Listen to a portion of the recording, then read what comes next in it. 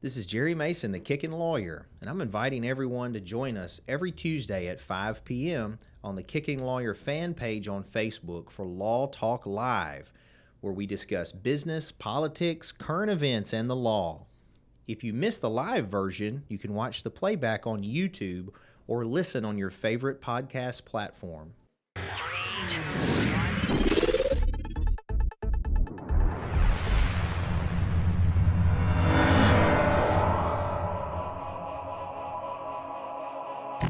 It's Jerry Mace, the Kickin Lawyer. We're not live, but we are here for another Law Talk. I thank you guys for taking the time to watch us today. I'm excited about my guest. I got to see him perform a couple of weeks ago at the Covington Music Series. If you haven't already, please like, follow, subscribe to our content. We're on Apple, Spotify, Facebook, YouTube, all that stuff. Make sure you're checking us out. We're on TikTok. Josh will do the dances on TikTok. There's also some legal stuff on there. Anyway, mostly legal stuff. mostly Josh dancing. Don't forget NA the band, which I think you know some of those guys. Oh, yeah. We want you to download their album. It's Inside My Head. They're performing all over the place now. They've even got swag, so make sure you check those guys out. Michelle Allen is our longtime sponsor of the show. She's your go-to in the area if you're buying, selling, renting, leasing real estate. She's also genuinely just a good person. You'll also catch her at the Cellar sometimes, our restaurant, so make sure you check her out. Mason's High Octane Martial Arts has been in Covington for 30 years. I'm proud of that. You visit masonsmartialarts.com. You too can become a kicking lawyer maybe. They'll teach you to kick people in the throat and stuff. It's great. Just join us there. The Cellar Restaurant and Prohibition Bar is located off Square in Covington. We're opening our second location in Somerville, hopefully by August 1st. It's open 7 days a week, brunch on Saturdays, Sundays, live music Fridays, Saturdays, trivia on Tuesdays, ladies' night on Thursdays. It's always fun stuff at the Cellar. And then Masonite Digital Marketing. Josh would be glad to help you with your online presence, branding, and videos, whatever you need. He'll help you. Just visit masonitemarketing.com. Last but not least, the Covington Comic-Con returns to Covington on August 12th and 13th at the Covington Civic Center. Tickets are available now online. They're only $10. Make sure you go check that out. We'd love to have you. Lots of good vendors and fun stuff going on there. So joining me today is Mr. Mitch Cox. How are you? Good. How are you? You from around here? Sort of? From Murfreesboro. Well, that's sort of around here, right? What is that, like an hour and a half? 3 hours. Yeah. Oh, you know what? Y'all are in a different time zone yet, are you? No. Does it switch yet? Yeah. No, so it switches at the plateau. So Chattanooga is a different time zone. And I had a DUI conference in Chattanooga at one time, and I was going to drive there that morning, and I forgot the time change, and I was an hour late. Yep. So anyway. It won't switch in your car, but it might switch on your phone. It did switch on my phone, but I didn't think about it, so anyway, it's all good. Well, how you doing? I'm good, man. Thanks for having me. Well, I appreciate you making the drive for this, and then also for coming up and doing the Covington Downtown Music Series. Oh, yeah. No, it's no problem. I live in Dyersburg now, so it's not that far. Okay. Cool. Yeah. So that's where you're coming from now is Dyersburg. All right. How'd you end up there? Just my wife's from there. Okay, cool. So is that where she's born and raised, is Dyersburg? She was born and raised in Bogota, so it's on the way to Reelfoot Lake. It's a little teeny tiny, you blink, you miss it. But that's where we live now. So you live in Bogota? Mm-hmm. Oh, cool. Yep. I don't guess I know where that is. You would miss it. I mean, it's if you're driving down the highway towards Reelfoot Lake, it's blink of an eye, no stoplight. It's just probably 20 houses. I probably just passed it. I come from Kentucky a couple weeks ago. We went on the Bourbon Trail for some stuff, and we come through that way, and so we had to go through it. Yep. Well, so we got you here because I met you through the music. And how long you been doing that? Probably, 23? So 10 years probably. Yeah. Really? Yeah, guitar and everything? Yeah, I mean, the only reason I learned how to play the guitar because I was writing. Oh, really? So you consider yourself more of a songwriter than? Yeah. Really? Yeah. Is it country or what do you consider yourself? I got asked that question today, and I don't know how to answer it. It's more like I always tell people I write country music, but I don't sing country music. So what do you think you sing? Like the songs are more country-ish, but not. I don't know. Like it's more soulful. Well, you don't have to be. So my boy Austin and NA the band, they struggle with being sort of pinholed into one area because they're soulful. They're not really pop. They're more like Alan Stone. Yeah. But I don't really know what I saw that a lot in him. Yeah. Well, that was his whole big inspiration. Yeah. So, which is a question I'll ask you in a moment. I always ask musicians who inspires them. But yeah, growing up, man, he was this huge. I didn't even know initially who Alan Stone was, and somehow through the magic of the internet, Austin discovered Alan Stone and was just head over the heels as the greatest guy ever. Yeah. And Alan wasn't known at all and was playing at the New Daisy. I think Austin was like 14, and we got him. We bought him the package where he got to go meet him and everything. It wasn't expensive because he was nobody at the time. Wasn't that he was nobody, wasn't known. Anyway, so we go in there. And we went too. My wife and I went with him just because he was a kid. So we're there, and then I was just dumbfounded by how great this dude was amazing. live. It was amazing. Yeah. Anyway, so fast forward now. That's he does the Unaware song. Austin does, and I think he does a pretty good job of it. But that was his whole inspiration. Yeah. So what about for you? Who do you feel like's inspired you musically? Man, so much. I mean, growing up, it was like the country, but the singers like the Vince Gills, the Colin Rays, and then it got into the boy band stuff. I was like 8, and like the NSYNC stuff. So I was gonna say as a joke NSYNC, but that's great. Singing the NSYNC stuff, good. And Michael Jackson was big. As I got older and started listening to music on my own, like Ray LaMontagne. I don't know if you know who Ray LaMontagne is, but he's a songwriter. Amos Lee. Alan Stone was a big one the past 10 years. Me and my wife have seen him a few times live, and that's one thing I miss about being in Nashville is going to shows every weekend almost. Yeah. But there's so many, too many to count. Yeah. So mostly country.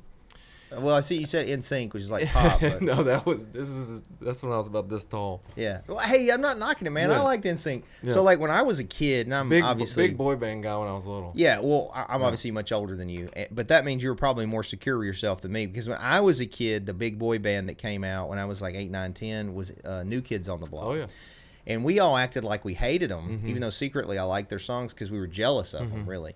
Well, fast forward as I become an adult and get to where I'm self-assured and I don't really care what folks think. Man, I love NSYNC and the Backstreet Boys and all that stuff. My kids are all into it now. So we even did a charity fundraiser deal a couple years back, me and a group of lawyers, where we were the back break boys because we're all older. And so we did dances and sung the songs and stuff for charity. It was fun. That's cool. But and then what I listen to, it's funny how if you listen to, like, say you listen to country and then you get older and that's what you're into, I think that's often odd because as a kid, my parents listened to country and I hated it. Yeah. Like I didn't want anything to do with it. I listened to gangster rap mostly. Yeah, that was my high school days. Okay. Well, I think all of it's, you got to be open-minded. It's all value. Oh, yeah. Yeah. So, and then songwriting, did you start doing that first before the music? I was just writing. That was like an outlet that I went through some things, and it's just it just kind of came out. And I was like, well, I got a guitar sitting in the corner. Might as well learn how to play it. And then got pushed by friends to go, play writers' nights and open mic nights, and it kind of evolved from there. Well, when you performed up here, did you say that was the first time you had? Maybe you didn't say it was the first time you'd performed, but it was the most people you'd performed. How was that in comparison to your performances? I don't know. I may have been talking about the first time I'd played a certain song. Maybe that's what you said. Yeah. But so you play pretty regular around the area? Here recently. Yeah, I met Ronnie Lowry, who you probably talked to. I did, yeah. And he just, after coming to a few of my shows, he was like, hey, I'm just going to start booking you shows. Like, you need to start playing more. Didn't I get you on the Cellar? Yeah, you messaged me. Yeah, that's right. Good. And what date were we doing that? I don't know. He may have messaged. I got it. One of y'all did. I'm going to look it up. Keep talking. It was probably him. But I don't know.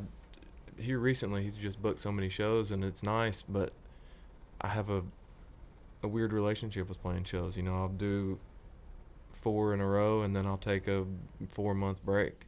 I don't have you on the list yet. We got to get you on the list. Yeah, we do. So July is booked, but August, unless one of these cancels, August I don't have anybody. So if there's a Friday, the way we do it at the restaurant is Friday or Saturdays at 6:30, and I like for it to be an hour and a half, 2 hours, just whatever you want to do, and it's perfect for like kind of what you did the other night where you're singing in a guitar. We have a little like amp mixing thing and a couple speakers and a mic, and then you sit up there and play. And sometimes it's a great crowd. You're obviously welcome to invite people. And what we normally do is the first time you're there, we feed you and you can have your tips, and then we just see sort of if you bring a crowd or if you're a crowd favorite. Some people may not bring one initially, but you build a fan base that way. That's cool. And then anyway, that's kind of the way we do it at the restaurant. But any Friday, Saturday in August, you let me know if one works for you. Yeah. I don't think I have anything till September 9th. Yeah. What's your wife? I assume supportive of it, likes all of it. She's more supportive of it than I am. Okay. Well, that's great. That's good to have somebody like that. Every day is you need to play. You know, what are you doing? How long y'all been married? 8 years. 8 years. Mm-hmm. How old are you? I'll be 34. Oh dang. You look like you're like 22, 23. Thank you. No, for real. I'm sitting here talking and I'm like, he's a kid. Not that 34 is old or young, but yeah, you're a grown man. Yeah. We got 2 kids. How old are your kids? 5, and he'll be 6, and then the 3-year-old just turned 3 a couple Nice. weeks ago. Well, congratulations. Oh, thank you. So I'm gonna go ahead and tell you an old guy thing, okay? Because mine are all grown. Okay. My youngest is 18. He's still in high school, but he's grown. And so I remember vividly, and you may be different than me, Mitch, but when I was in your position where I had the little kids, it's nice, but there's also times, if you're really honest, or at least if I were really honest, when I'm like, this sucks. Yeah. You're like, I can't go to the bathroom. Yeah. They need you all the time. They're constantly wanting attention. You come home tired. But look, old guys told me this, and I was like, oh, you don't understand. I miss it. Yeah. That is the time that I miss. So if I gave any old guy advice, it would be, man, eat that time up. Yeah. Because eventually they're not going to need you. They're not going to want, and all you're going to want is for them to want you, and then they're doing whatever. Yeah. So, but they're a blessing, man. You said 2 sons? 2 sons. Yeah. Okay, yeah. We got tricked with the first one. The first one was, we'd go out to eat, and he'd just be sitting there and perfect, and everybody would come compliment him. And, It's how it works. He's just the best baby, and then we had the second one, and it was not the same. Red hair, curly hair, just that second. Do you have any more? Will we have any more? Or will you? Yeah. If I knew it'd be a girl, we'd have another. Yeah, yeah. So I have 4, 3 boys and a daughter, and the daughter's she's the next to last, and that was completely different than the boys. In my opinion, as a father, boys are much easier. So because the boys can go. They can get in fights, and you're like, we own a martial arts school. So I'd be like, let's analyze what happened, son. How are we going to, I didn't even intervene necessarily. I thought that the stress was good for them, it made them stronger.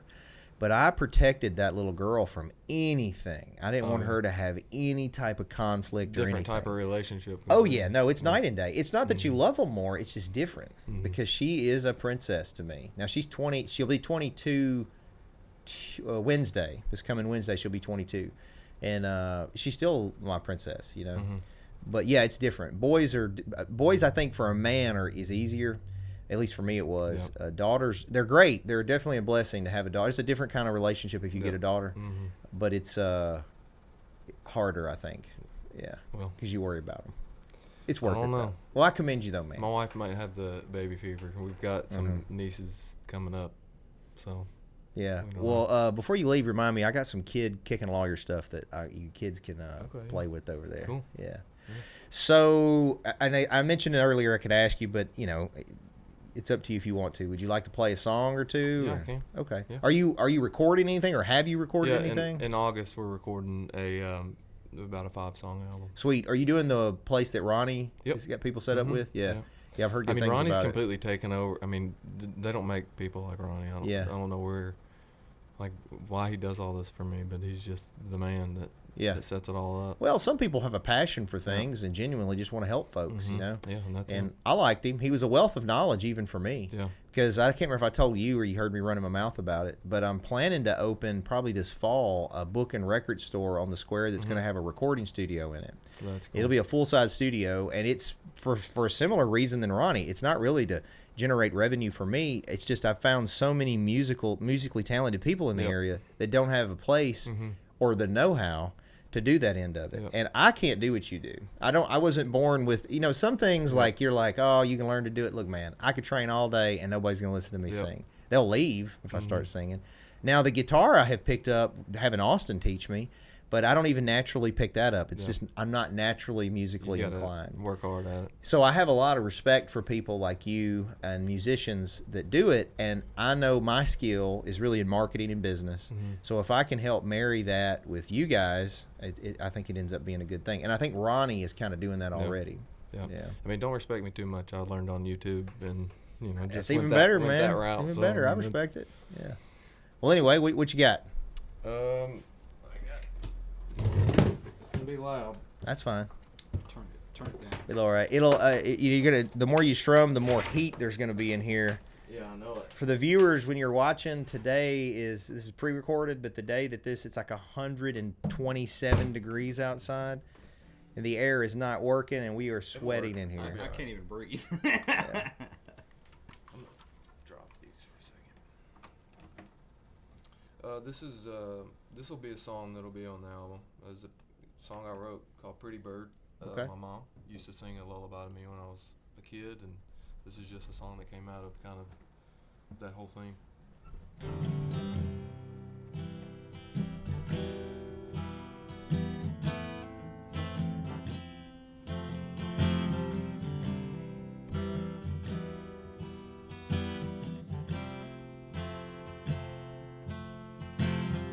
Where you going, pretty bird? I saved a spot for you. There's no need to go back to those woods. The house you built will only last a season or maybe two. So come on home, pretty bird. I saved a spot for you.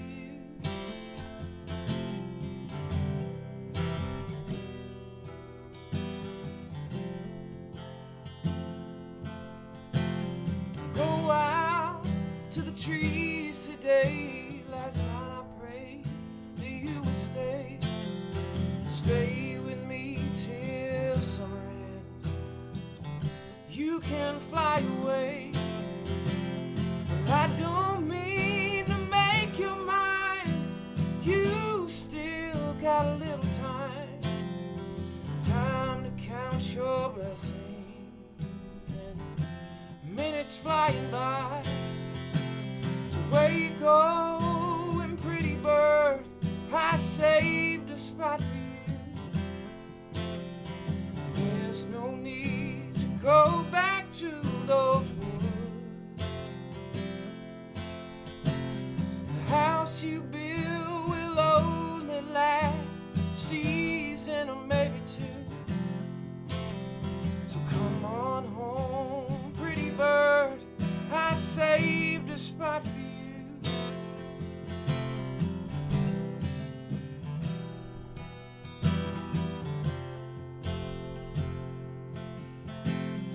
Make your nest beside me forever, pretty bird. I'll be here to keep you safe and warm. No matter how far you fly, minutes, days, and months gone by, and I'll be here with open arms to keep you by my side. So where you going, pretty bird? I saved a spot for you. There's no need to go back to those woods. The house you built will only last a season or maybe two. So come on home, pretty bird. I saved a spot for you.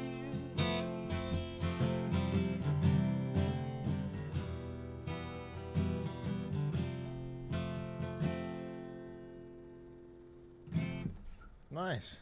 That was nice. Pretty Bird. Pretty Bird and Mitch Cox. Thank you. So real quick, I want to ask you about your guitar, but before that, I forgot to tell you. Tell everybody if they or want to look you up or find info on you, music, where they look. Instagram, Facebook. Just Instagram. It's just Cox. Mitch Cox. Yep. Cool. On Instagram, Facebook, YouTube. I think YouTube might be Mitch Cox Music. Yeah. Cool. Is that a Gibson? It is. It's like Yep. an older one. It's not. I just so during COVID, I kind of lost my mind a little bit being in Murfreesboro. And Oh, we wore it couldn't- we out couldn't like do- that? We couldn't do anything, so I made these pick guards. Oh, it looks good. I started doing a little bit of leather work, and That's cool. That's cool. you know, during COVID, you can't go anywhere. Oh no. So just as a side note, it's funny you say that. So here's what lawyers did, or at least what we did. My office all of a sudden became like a 1980s stock trading place. We had multiple monitors up, and we became day traders. So for about 3 or 4 months, me, my law partner Dave, were literally in here like waiting on the stock market to open and day trading. Yep. For like, and I could see how those dudes all got on cocaine and stuff because it's like you got to Just have to constantly keep going. you're going all the time and then go buy Lambos and anyway. So it's funny, you did leather work and I did stock trading. I did a lot of things. I mean, you know, my wife was pregnant during the beginning of it. Yeah. And you know, we had him, and I'm sure that was scary too, probably. It was so my whole brain got rewired, I think, because I was already teetering on the edge of being a germaphobe. So it just like completely destroyed me, and we had to get out. I mean, that's why we moved here. I mean, it was having him and during COVID and the hospital being dark. Did they let you in during that? They let me in. They did let you in? Okay. Which hospital was it? I think it was St. Thomas Rutherford in Murfreesboro. Okay. So yeah, I know there was people like, man, it sucked. That there's so many. My wife's a nurse, and there's so many dark stories about during that where people would be in there dying and alone. Yeah, and nobody would be in there with them, and that's so scary. I mean, it's a completely different. Having a kid, nobody in there. Yeah. I mean, from our first one and there being 20 people at the window, and having our second one, and you know, some parents don't want people there, but I kind of enjoyed having everybody there. Yeah. It was just, well, it shows again. So when I had my first one, I was 18. Okay. And I vividly remember being in, and they had lots of folks in there. It was at Methodist North. And at the time, they had a really good maternity ward. Anyway, they had in the room were my mother, my wife's at the time's mother. I want to say there was an aunt or two in there, her sister maybe. There's a bunch of people in there. But what I was embarrassed by is this shows you how I was 18. We were just married. She was 17. Like, so we got pregnant in high school and then got married and then my son came. Anyway, the doctor was like, "Look, you can see the head cry." I vividly remember the doctor telling me this, and I remember being embarrassed to look. Because I was like, I don't want my mother-in-law to know that I looked so. Like you got them in that position. I know that, but as a kid, you know, literally a kid having a kid, it's so scary to think about. Yeah, that is strange. But I figured it out along the way. And then by the time I had the fourth one, I had a catcher's mitt. I was ready to go, son. I know how to do it. So it's just funny how you mature. But that's cool. The leather on it is very unique, and so I thought it must have been a vintage or something. Well, no, a lot of people told me not to do it because it would dull the sound. I think it sounds great. But I saw someone on like Instagram or something during that time period, and I was like, man, that kind of looks cool. Not the double, but the bottom part. And, well, it's interesting. You know, I don't have. This is just an observation. I don't have any. I can't sing. I can't play instruments, but I can hear music. So like I know when I sing when it's off. You know, like, so I can hear the notes and I even hear the differences in the instruments, but I can't play any of it. So like, I can tell that guitar sounds good. That's why I asked about it. I remember we saved for Austin. He was, I think 16 maybe, had been singing, playing guitar and stuff, some crappy guitar. We saved that whole year and bought him a Martin. He wanted a Martin, and it was such a big deal that he was so shocked that we were able to afford this Martin for him. This is all pre-lawyer stuff. They're not cheap. No, it was not. I want to say it was around $1,000 that we paid for that guitar, but it was a big deal. And then it was great to see him. He still uses it, but it's great to see him use that because it motivated him to go to a whole nother level with it. So the instrument, I think, is important too. Yeah, this one did that for me. I bought this right. I probably bought it too soon because I didn't really know how to play it that well. I just wanted it, and I saved up. And that's great. Well, I bought I'll let you play another one in a second if you want to, but I bought a guitar from Austin and them at the Liberty Guitar and Gear. I've actually bought several guitars. I bought people guitars just because I was trying to help them. You know, people think I have an ownership interest in that business locally because I promote it all the time, but it's my son manages it, and I want him to do well. That's cool. So, I took lessons from him. I buy the guitars from him, but it was a super crappy guitar. His electric guitar is like $300, and I got it because it's white, and I wanted to put my logo on it. Oh, yeah. That's why I got the guitar. Yeah, I mean, I saw your logo, like 6 times on the way here from Dyersford? Yeah, there's a couple of them down that way, yeah. So, anyway, you want to do anything else? I can. Okay, let's do one more then. I don't know if this one's going to be on there, but I just wrote it about a couple months ago. Okay. And my wife usually sings it with me, but she is with the boys, so I probably should have got this.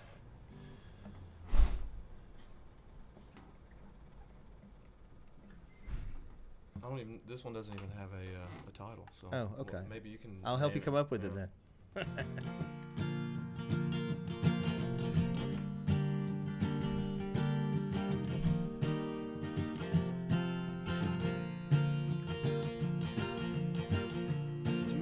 a time before I speak my mind. Till then I'll hide alone and not speak. But I saw you in that shade of blue Sunday dress sitting all alone. Could someone save me? I'm afraid to scream at the top of my lungs for you. Jesus gave me a chance to pray for anything that I want and I need.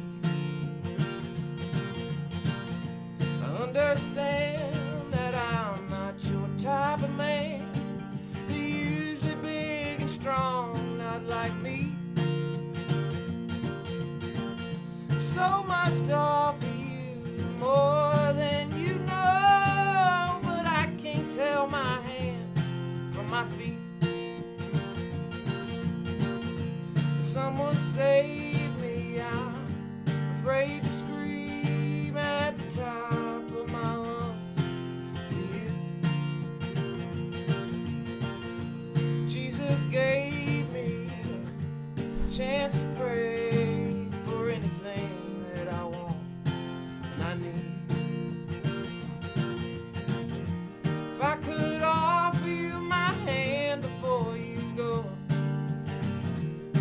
maybe buy you a drink or two.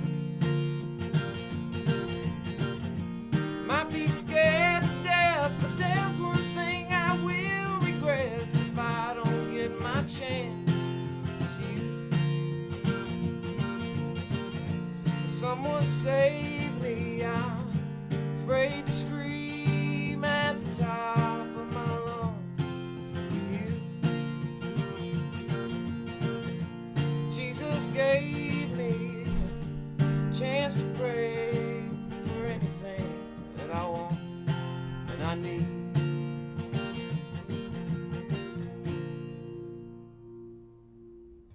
That was pretty. So you. that one, now I'm doing this for brownie points because it's probably accurate too. It makes me think of my wife Madeline. So Okay. I would call it Madeline, but you could call it your wife's name or Hey, whatever. So Madeline's good. I like it. oh, is that right? Yeah.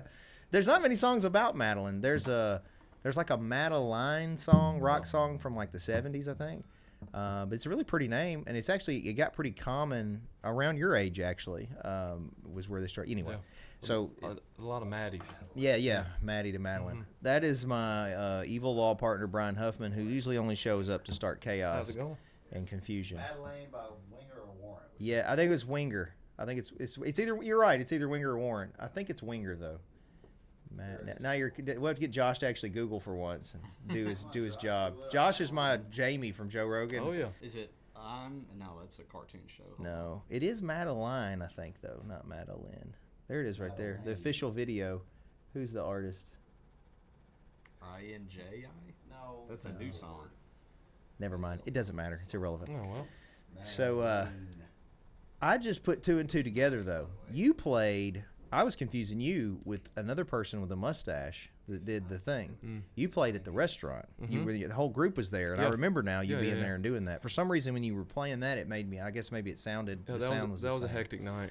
Man, that was a great night at the restaurant though, because so many of you guys were there Yeah. with talent, singing the songs and playing. It was Yeah. awesome. I There love. was a lot going on. I love when there's that much talent Me together. too, man. That's what I want, man. Yeah. That's my goal in this community with all these businesses I do. Is my goal is within the next 5 to 10 years. You don't need to go to Midtown. People come here and there's music everywhere. The new place I'm doing is going to have a stage in it. Yep. So I want music there. I want music at the Cellar, music at Liberty Guitar, music on the Square, music all around here, so people can come and enjoy it. Now the other thing I'm working on to try to get these people a little more progressive is you got to be able to have beer. We got to be able to. I don't know if you agree or disagree, but community-wise, if you want to draw the crowd in, get the tax revenue, and have a quality place for people to hang out, you're going to have some alcohol I sales. absolutely agree with that. Yes. So I'm trying to motivate our board of aldermen to also see it that way. But you know, like I looked at doing a beer and music festival here for a weekend. The problem was right now, and if you're watching this, Indy City people, y'all let me know, because sometimes I do this and you're like, that's not right. Well, then tell me I'm wrong, and that's fine. I would prefer to be wrong on this. But to do it, every vendor, like if I had a whole bunch of beer companies come in, they all have to have a license to be there. So they all got to pay a bunch of money for this license, $100-$200.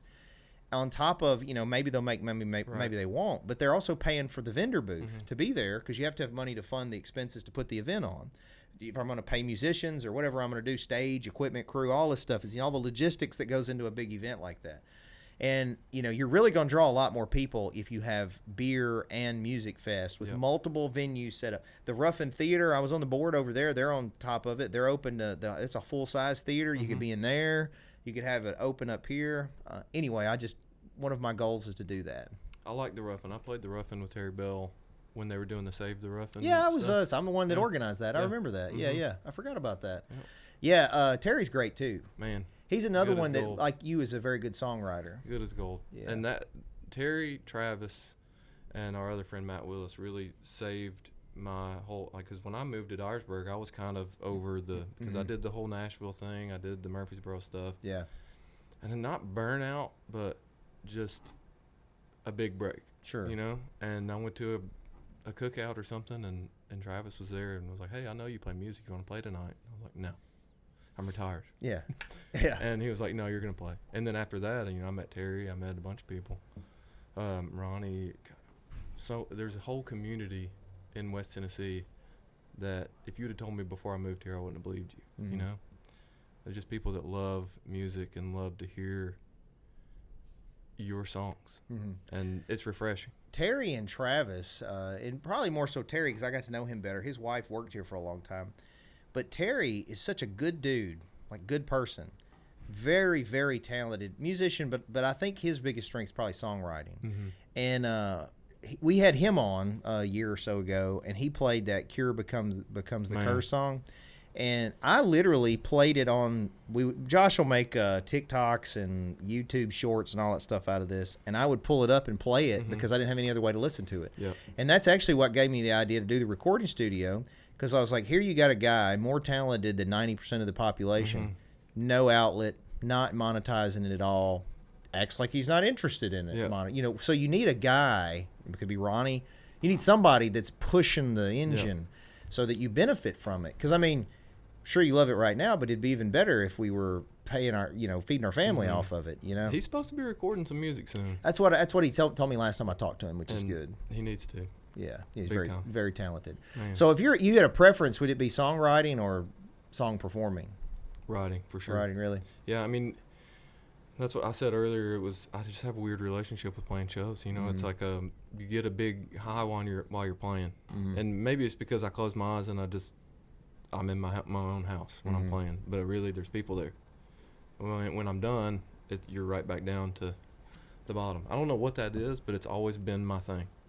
It's getting a little better now because I'm playing. So you try to avoid that. I'm just trying to play more often to get used to it, because I used to not play as much.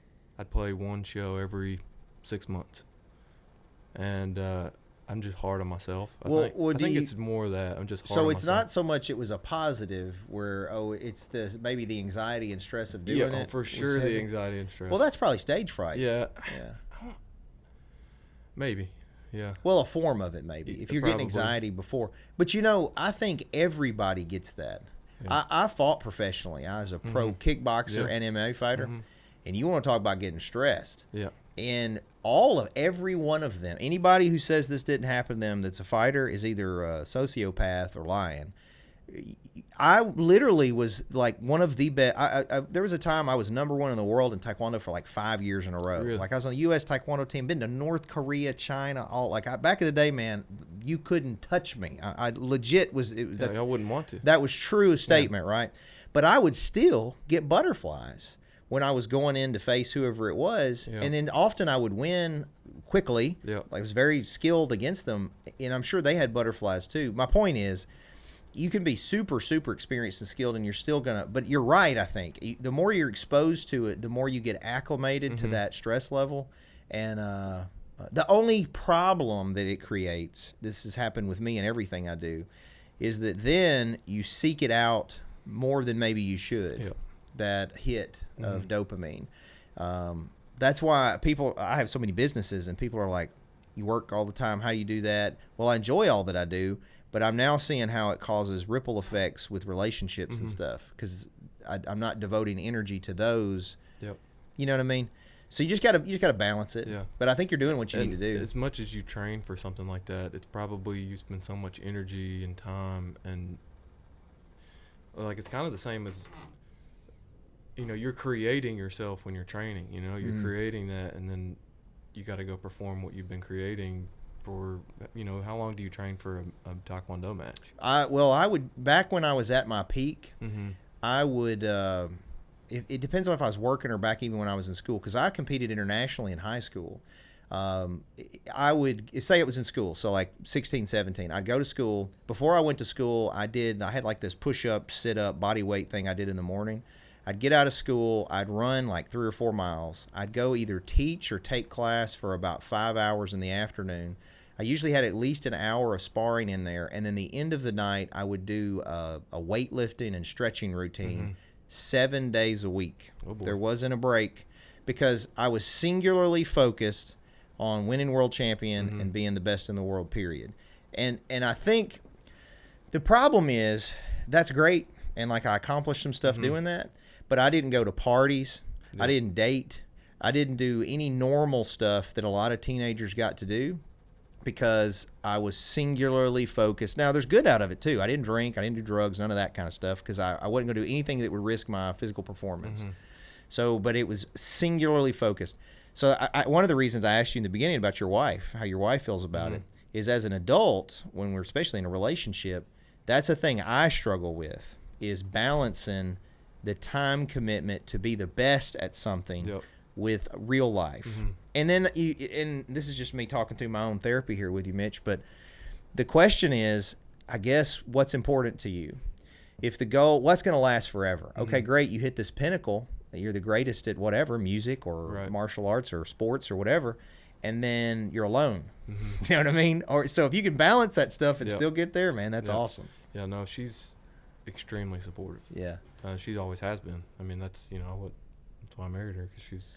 Well, my wife is a kickboxing world champion. Oh, boy. That's how we met. So y'all are just walking around. She's very supportive of people. Yeah, oh man, she would when I first started dating her, she was bikini modeling. She was in Miss Harley Davidson. She was a Volt energy drink girl back then, and she was a kickboxing world champion. So she would come to our gym, and I had a big MMA team at the time, and she would spar with these guys, and they just saw this beautiful girl, and she'd knock them out. Well, then they'd quit because they got whooped by this pretty girl, and so I had to get her. I was like, look, you can't, quit sparring these dudes. Beating people up.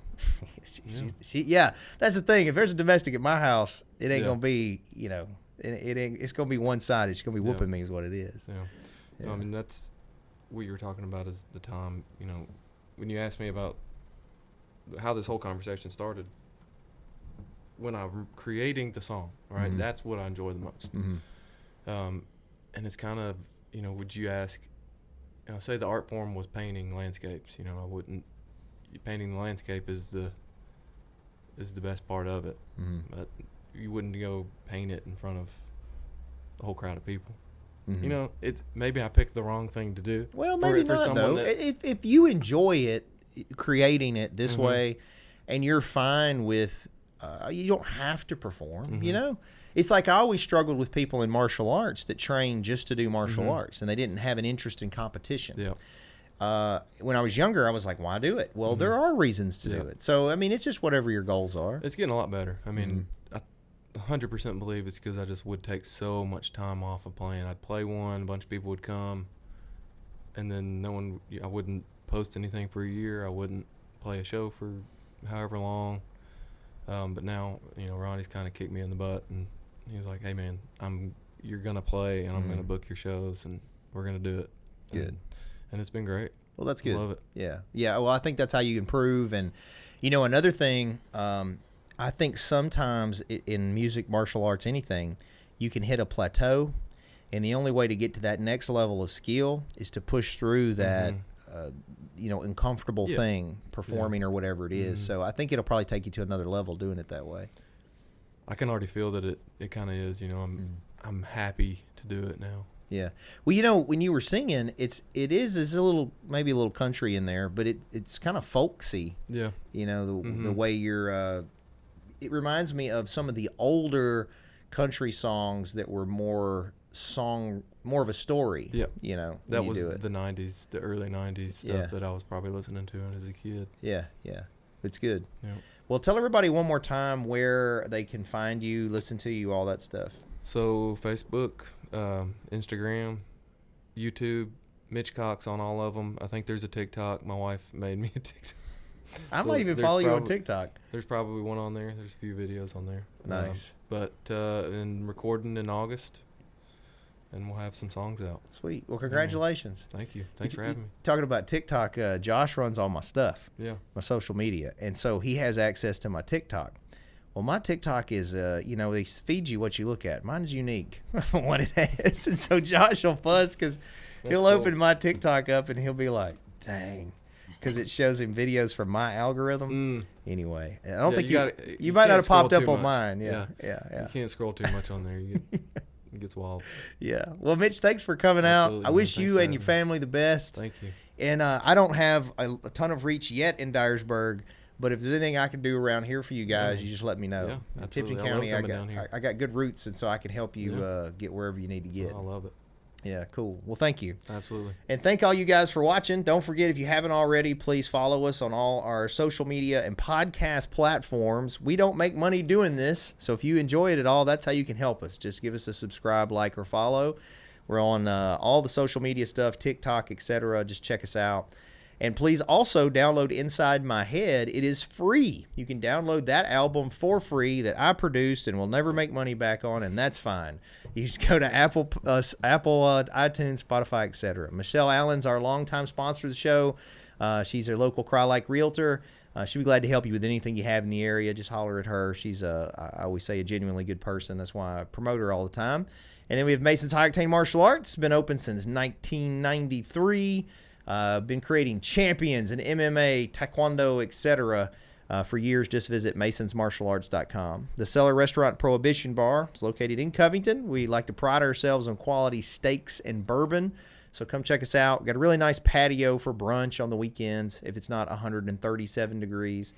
Masonite Digital Marketing. Josh, we're glad to help you with your online presence, whether you're doing email marketing, social media marketing, website design, videography. He'll help you. Just visit masonitemarketing.com. And last but not least, the Covington Comic-Con returns to the Covington Civic Center. Your kids would like the Comic-Con. Oh, yeah. It's August 12th and 13th. Kids get in free, 12 and under. It's only $10 for adults. We got a Batmobile coming. Lots of cool stuff's going to be there at the Covington Comic-Con.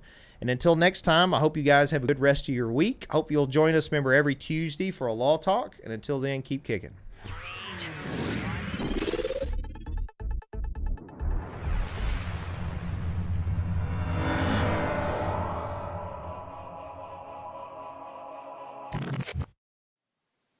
Thanks for watching, guys. Just remember that this is not legal advice or investment advice or business advice. This is for fun and entertainment purposes only.